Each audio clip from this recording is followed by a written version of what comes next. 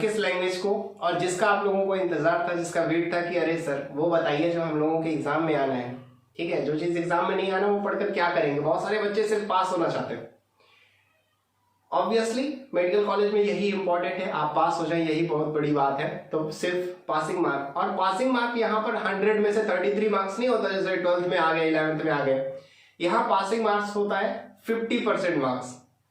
100 number का exam paper है तो 50 नंबर आपको लाने हैं। और सबसे बड़ी बात, पढ़ना एक अलग कला है, पास होना एक अलग कला है। वो चलो अलग बात है, फिर कभी डिस्कस करेंगे कि पास कैसे होते हैं बिना पढ़े। ठीक है, चलो कमिंग टू द टॉपिक, और बात करते हैं आयुर्वेदा की। और आयुर्वेदा का जो पहला चैप्टर है उसी में इंट्रोडक्शन में बात करते हैं कि आयुर्वेदा है क्या। अभी तो हमने ये पढ़ा कि आयुर्वेदा आया कहां से है, उसकी ओरिजिन कहां से हुई, उसका उद्गम क्या है। अब हम लोग बात करते हैं कि आयुर्वेदा क्या है। जैसे ही आप पहली बुक खोलेंगे आयुर्वेदा की तो आपको समझ में आएगा कि आयुर्वेदा है क्या। तो वही हम लोग स्टार्ट करते हैं। तो बात करें आयुर्वेदा की, तो Ayurveda is a healing science, एक ऐसा विज्ञान जिसमें आप किसी को हील कर सके, किसी को आराम पहुंचा सके, based on the studies and keen observation of intellectual seers from India. ठीक है, किस बेस पर ये निर्धारित है कि कैसे आप किसी को हील पहुंचा सकते हैं, based on the studies and keen observation. ठीक है, अभी मैं वही बता रहा था कि जो साधु संत होते हैं वो करते क्या है, वो ऑब्जर्व ही तो करते हैं चीजों को। उन्हें नहीं पता कि कौन सी दवा किस काम में आती है, लेकिन उन्होंने पेड़ की पत्तियां तोड़ी। जैसे आज भी आप गांव में चले जाइए तो बहुत सारी ऐसी प्रथाएं हैं कि उन्हें नहीं मालूम कि इस पेड़ की पत्ती में क्या है, कौन सा केमिकल पाया जा रहा है, लेकिन उसके बावजूद भी वो कहते हैं कि चोट लगी हो हल्दी लगा लो, है ना, सरसों का तेल लगा लो, और उससे वो इलाज कर लेते हैं। क्यों? क्योंकि ऑब्जर्व किया हुआ है, ऐसा करके देखा है और खून बंद हो गया। ठीक है, तो वही चीजें हैं जो धीरे धीरे कर करके नॉलेज बन गई, किताबों में छाप दी गई। तो वही ऑब्जर्वेशन है। तो वही चीज लिखा हुआ है कि Ayurveda is a healing science based on the studies and keen observation of intellectual seers. Seers का मतलब होता है संत। अभी मैं बात कर रहा था संत, महात्मा, गुरु, महर्षि, तो ये सारे संत, यही चीज क्या है, ध्यान लगा करके देखना। अपनी आधी जिंदगी, 40 साल की जिंदगी सिर्फ तपस्या में लगा देना, ठीक है, ध्यान में लगा देना। तो क्या आपको लगता है कि इन 40 साल में उन्होंने कुछ नहीं सीखा होगा? बहुत कुछ सीख जाते हैं। इवन लाइफ के बारे में तो बहुत कुछ सीख जाते हैं, भले उनके पास डिग्रियां ना हो, वो अलग बात है। ठीक है, तो intellectual seers from India, Ayurveda है क्या कि जो हमारे संत महात्माओं ने ऑब्जर्व किया, जो देखा, जो समझा, उसी की स्टडी करना ही क्या है, आयुर्वेदा है। यानी कि इंटेलेक्चुअल सीयर्स, उनकी जो बुद्धि में था उसी को स्टडी करना ही क्या है, आयुर्वेदा है। अब हम लोग बात करते हैं etymology of a word Ayurveda. Etymology का मतलब होता है किसी भी शब्द का पूरा एकदम ज्ञान ले लेना। कोई छोटा सा शब्द है, जैसे आपका नाम है, जैसे मेरा नाम है, अगर मेरा नाम है प्रसेंजित, तो इसका भी अपने आप में एक मतलब होता है।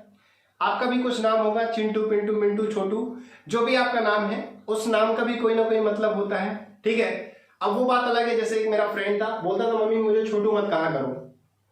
अभी छोटा हूं, आप छोटू कह रही हो, कल मैं बड़ा हो जाऊंगा, लंबा हो जाऊंगा, तब भी मेरा नाम छोटू रह जाएगा, तो अच्छा नहीं लगता है, इसलिए छोटू मत कहा करो। ठीक है, तो कई बार छोटू उन लोगों को कहा जाता है जो हाइट में छोटे होते हैं। ठीक है, तो ऐसे ही हर चीज का अपना एक मतलब होता है। तो ऐसे आयुर्वेदा भी है, इसका एटिमोलॉजी पढ़ते हैं, इस शब्द का क्या मतलब है। अब स्टार्ट करते हैं सबसे पहला श्लोक। आयुर्वेदा में जो बहुत सारे बच्चों के लिए डरावनी चीज है कि श्लोक नहीं याद होते हैं। पढ़ सकते हैं, लिख सकते हैं, श्लोक नहीं याद होते हैं। ठीक है, अब देखो मैं इंग्लिश में पढ़ा रहा हूं, तो आयुर्वेदा को आप बिल्कुल भी ये ना समझे कि ये हिंदी है, संस्कृत है और इसमें कुछ नहीं है। आप ऐसे भी लिखेंगे ना पेपर में तो आप पास हो जाएंगे। मैं खुद पास करके आया हूं, इसलिए बता रहा हूं। ठीक है, तो अगर आप ऐसे भी लिख रहे हैं, इंग्लिश में भी लिख रहे हैं, तो कोई प्रॉब्लम नहीं है। आपको नॉलेज होनी चाहिए चीजों की। ठीक है, रटी रटाई चीजें नहीं, लेकिन हाँ, श्लोक को आपको संस्कृत में ही लिखना पड़ेगा, श्लोक आप इंग्लिश में नहीं लिख सकते। तो सबसे पहले अगर हम वर्ड आयुर्वेदा की बात करें तो आयुषः वेदा, आयुर्वेदा, नाम से समझ में आ रहा, आयुषः वेदा, आयुषः वेदा, वेदा का मतलब नॉलेज, और आयुषः यानी आयुष, आयु मतलब आपकी लाइफ, तो लाइफ के बारे में ही नॉलेज लेना, दैट इज आयुर्वेदा, वही आयुर्वेद है। इंग्लिश में समझ लेते हैं क्या लिखा हुआ है कि वेदा मीन्स नॉलेज। अभी हम लोग पढ़ ही रहे थे कि वेदा मीन्स नॉलेज, ज्ञान, आयुष मीन्स लाइफ। लाइफ का ज्ञान ही क्या है? आयुर्वेद है। देयरफॉर आयुर्वेदा को हम क्या कह सकते हैं कि the knowledge and understanding of life, वो ज्ञान जिससे हम लोग जिंदगी को अंडरस्टैंडिंग यानी कि समझदारी से निभा सके, समझ सके, ऐसा ज्ञान क्या है? आयुर्वेदा है। आयुर्वेदा कोई डिफरेंट नहीं है। आप अपने दिनचर्या को ही अपनी हैबिट बना लें, आप जो भी चीज कर रहे हैं उसी चीज को आदत में डाल लें, आप आयुर्वेदिक स्टूडेंट हो गए, आप आयुर्वेदा फॉलो करने लग गए। छोटी छोटी चीजों को सही करके आप दिनचर्या में ला दें, आप आयुर्वेदा सीख जाएंगे। आयुर्वेदा कोई डिफरेंट रटने की चीज नहीं, आयुर्वेदा आपकी डे टू डे लाइफ है। जैसे फिजिक्स कहते हैं ना कि हर जगह है, पंखा घूम रहा फिजिक्स है, लाइट जल रही फिजिक्स है, मैं आपको पढ़ा रहा हूं कैमरे में, मोबाइल में फिजिक्स है, तो ऐसे ही आयुर्वेदा भी है। मैं आपको बता रहा हूं, मैं बोल पा रहा हूं, है ना, मैं हाथ चला रहा हूं, मेरी आवाज एकदम क्लियर है, ये सारी चीजें, ये भी आयुर्वेदा है।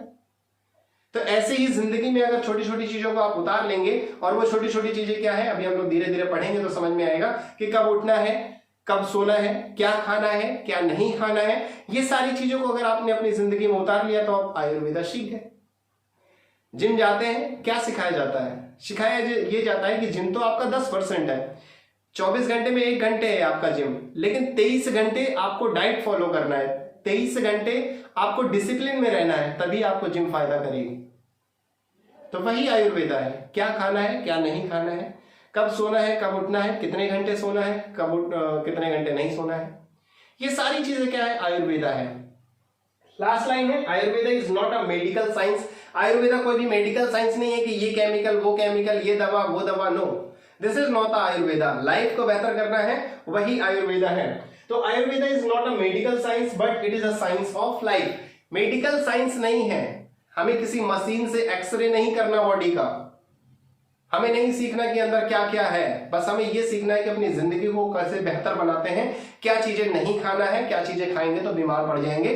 अगर आप यही थोड़ी थोड़ी चीजें कर ले जाए तो आपको कभी मेडिकल की जरूरत नहीं पड़ेगी, कभी हॉस्पिटल की जरूरत नहीं पड़ेगी, कभी डॉक्टर का चेहरा देखने की जरूरत नहीं पड़ेगी। बस इतनी चीजें सुधार ले गए तो आप आयुर्वेदा को फॉलो करने लगे। तो यही आयुर्वेदा है। आई होप ये सारी चीजें आपको समझ में आ रही होंगी।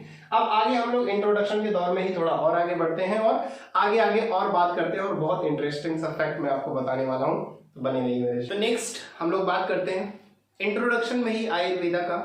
तो नेक्स्ट अब पहला इंपॉर्टेंट श्लोक है आयुर्वेदा का। इससे जुड़ी हुई चीज मैं भी बताऊंगा जो मेरे साथ हुई थी फर्स्ट टाइम जब मैं आया था। मैंने आयुर्वेदिक मेडिकल कॉलेज में जब एडमिशन लिया था तो मेरे साथ भी एक घटना हुई, उसके बारे में बताऊंगा। उससे पहले थोड़ा सा स्टडी करते हैं कि डिफिनेशन ऑफ आयुर्वेदा। अभी हम लोग बात करें etymology of a word Ayurveda, कि आयुर्वेदा का जो शब्द है उसका क्या मतलब है। अब हम बात करें परिभाषा की कि डिफिनेशन क्या है आयुर्वेदा, आयुर्वेदा कहता क्या है। जैसे हम लोग बात कर रहे हैं कि लाइफ के बारे में ही नॉलेज है, तो लाइफ के बारे में अब लाइफ में कैसे इंटर कर रहा है, ये पहला श्लोक है, यहां से याद रखिएगा। यही पहला श्लोक है जो आपको याद करना है और जिससे आपके नंबर मिलेंगे, जो आपको कॉपी में नोटबुक में लिखना है। तो ये पहला श्लोक है, बहुत इंपॉर्टेंट श्लोक है। श्लोक क्या है, अब यहीं पे मैं आपको बताऊंगा कि आयुर्वेदा में संस्कृत क्यों इंपॉर्टेंट है और फर्स्ट ईयर में संस्कृत क्यों पढ़ाई जाती है। तो पहला श्लोक है। अब ये भी देखना कि श्लोक को पढ़ते कैसे हैं, ये भी मैं आपको सिखाऊंगा। कि श्लोक जो है वो लिखा है हिताहितम सुखम दुखम आयुस्तस्य हिताहितम मानम चातच यत्रोक्तम आयुर्वेदा शा उच्यते।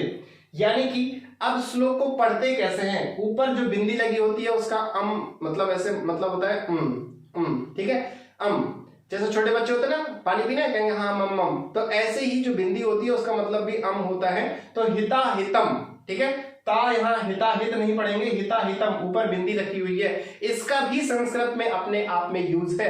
जब हम श्लोक पढ़ते हैं या कभी भी उच्चारण करते हैं, पूजा पाठ करते हैं, तो इन बिंदियों का भी बहुत महत्व होता है। एक एक बिंदी के होने और ना होने से पूरा शब्द का मतलब ही बदल जाता है। तो हिता हितम सुखम दुखम, अब यहां पर जब नाम आ रहा है हिता हितम तो दो चीजें आ रही हैं, एक तो आ रहा है हित और दूसरा आ रहा है अहित। अब संस्कृत जब पढ़ाई जाती है तो संस्कृत में आपको सिखाया जाता है संधि विच्छेद, और संधि विच्छेद जब सिखाया जाता है तो वहां पर बताया जाता है कि दो चीजें हो गई, एक तो होगा हिता हितम में, एक हो गया हित, ठीक है, प्लस अहित, ठीक है। अब ये जो आ है ये आ क्या किया गया है, छोटा बड़ा जब हम पढ़ते हैं बचपन में, ठीक है, तो वहां पर सिखाया जाता है छोटा आ से अनार, बड़ा आ से आम और बड़ा आ का डंडा।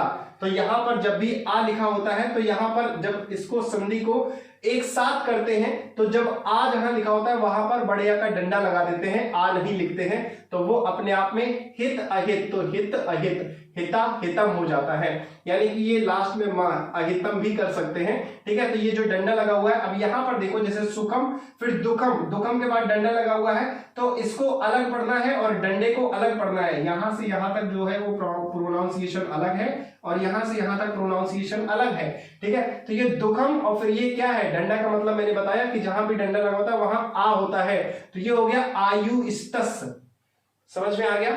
तो ये आयु, दुखम अलग है, दुखम अलग है और डंडा से अलग चीज शुरू हो जाती है तो आयुस्तस। फिर यहां पर हिता हितम है तो हित और अहितम। फिर उसके बाद मानम चा तच। अब देखो यहां पर भी डंडा अलग है तो यत्रोक्तम अलग है, फिर यहां से डंडा है तो आयुर्वेदा अलग है, ठीक है। यत्रोक्तम अलग है, आयुर्वेदा अलग है। फिर सा उच्यते, ये संस्कृत में प्रोनाउंसिएशन का तरीका होता है। अब मैं कहता हूं चलो ठीक है, तरीका आप ना भी सीखो, कोई जरूरी नहीं है, तरीका आपको नहीं आना चाहिए, वो तब आना चाहिए जब टीचर्स आपसे पूछ रहे हैं तो आप सही बताओगे तो वो थोड़ा सा खुश हो जाएंगे, लेकिन उससे फर्क नहीं पड़ता। एट दी एंड आपको मेडिकल कॉलेज में जरूरी क्या है कि आप नोटबुक में सही लिखें और नहीं भी श्लोक लिख रहे हैं तो एटलीस्ट इतना लिखें कि आप पास हो सकें। Most important thing, you have to be passed in your exam, ठीक है। कोई बात नहीं, मैंने बता दिया, नहीं समझ में आया, नहीं याद आ रहा, कोई प्रॉब्लम नहीं, लेकिन फिर भी क्या है, जैसे जैसे अभी फर्स्ट ईयर है, अभी नहीं समझ में आ रहा, कोई प्रेशर नहीं लेना कि मुझे संस्कृत नहीं समझ में आ रही, मैं कैसे पास होऊंगा, नहीं, कुछ नहीं, सिर्फ पढ़ते जाओ, सिर्फ पढ़ते जाओ। साइकिल चलाना सीखते हैं ना अपन, गिरते हैं, पैर फंस जाता है, चोट लगती है, तो क्या सोचते हैं क्या कि अब तो चोट लग गई, मैं तो नहीं चला पाऊंगा, मैं तो गिर गया, मैं नहीं चला पाऊंगा, ऐसा होता है क्या? नहीं, डेली प्रैक्टिस करते करते करते करते करते करते एक दिन इतने माहिर हो जाते हैं उस कला में कि साइकिल का हाथ भी अगर हटा लें, ऐसे पीछे कर लें, स्टाइल से बाल बाल भी कर लें, तब भी साइकिल चलती रहती है। तो ऐसा ही होता है, हर चीज में प्रैक्टिस इज इंपॉर्टेंट, ठीक है। तो धीरे धीरे वक्त गुजरने दें, चीजों को गुजरने दें। मैं भी जब फर्स्ट ईयर में था मुझे भी नहीं आता था, और इवन आना तो बहुत दूर की बात, ये सारी चीजें पढ़ करके मुझे हंसी आती थी, क्योंकि I am from the CBSE board. और सच बताऊं तो मेरी हो सकता है हिंदी की राइटिंग थोड़ी सी खराब भी हो, मैंने अपने पिछले 10 साल की जिंदगी में 10th के बाद से कभी हिंदी में नहीं लिखा है, आयुर्वेदिक कॉलेज में ही आकर मुझे हिंदी लिखनी पड़ गई, ठीक है। तो इस वजह से 10 साल से छोड़ दिया है, मेरी हिंदी की राइटिंग थोड़ी सी खराब हो सकती है। उसका रीजन यही है कि हिंदी ज्यादा इतना लिखना नहीं होता। आज भी सेवा में श्रीमान प्रधान आचार्य और ये सब करके एप्लीकेशन लिखता हूं तो बड़ा बोरिंग सा फील होता है कि शायद कोई भाई मेरा ये लिख दे। खैर, कमिंग टू द टॉपिक, मैं आपको एक इंटरेस्टिंग फैक्ट बताता हूं। जब हम लोग फर्स्ट ईयर में थे तो पहली बार जब हम आए तो सबसे पहले दिन यही श्लोक पढ़ाया गया, हितम हितम, ठीक है, हिता हितम आयुष्टस्य हिता हितम, ठीक है। तो ये जब श्लोक पढ़ाया गया कि हिता हितम सुखम दुखम आयुष्टस्य हिता हितम मानम चातच यत्रोक्तम आयुर्वेदा स उच्यते, आज तो बड़ा अच्छे से जुबान में याद हो गया है। पहले ऐसा हमें याद नहीं था, तो हम लोग हंस हंस के याद करते थे कि ओए श्लोक बता, तो बोलता हिता हितम, फिर पता नहीं कौन सा दुखम ऐसे करके हम लोग सुनाते थे। तो फेक कॉल, आपको पता है एक फेक कॉल बहुत आया करती है, लोग बताते पूछते हैं अपना ओटीपी बता दीजिए, है ना, आपका बैंक खाता बंद हो जाएगा, ऐसे बहुत सारे फेक कॉल आते हैं। तो उस समय जब हम फर्स्ट ईयर में आए तो हम लोगों के पास भी आया।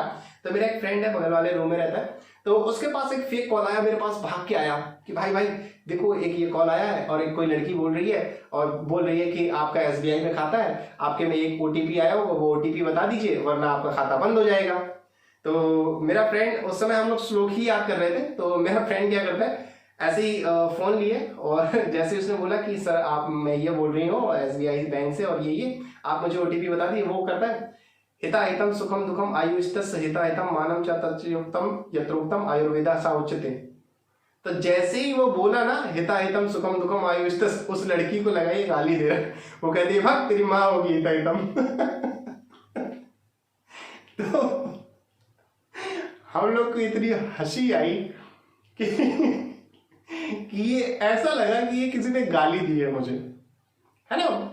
वर्ड ऐसा कुछ है कि हिता हितम सुखम दुखम आयुष्टस्य हिता हितम, पता नहीं क्या बोल रहा है। तो जैसे बोली भाग तेरी माँ होगी हिता हितम हम लोग इतना तेज हंसे और हमें भी लगा रहे यार क्या पढ़ रहे हैं, कौन से फील्ड में घुस गए।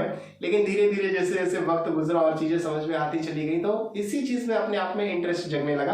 तो ऐसे ही आप लोगों के साथ है, जैसे जैसे चीजें समझ में आती जाएंगी और वक्त गुजरता जाएगा तो यही चीजें आपके लिए मेमोरेबल बन जाएगा और इसी में आप अपनी जिंदगी ढूंढने लगेंगे।